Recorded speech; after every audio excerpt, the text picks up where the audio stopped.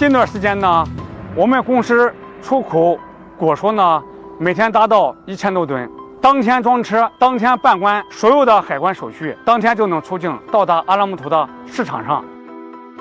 Наша казахстанская компания заключала договора с компанией GD на покупку плодов овощей Китайской Национальной Республики, так как в Китае очень процветает овощная продукция, фруктовая продукция. Нам она в Казахстан очень необходима.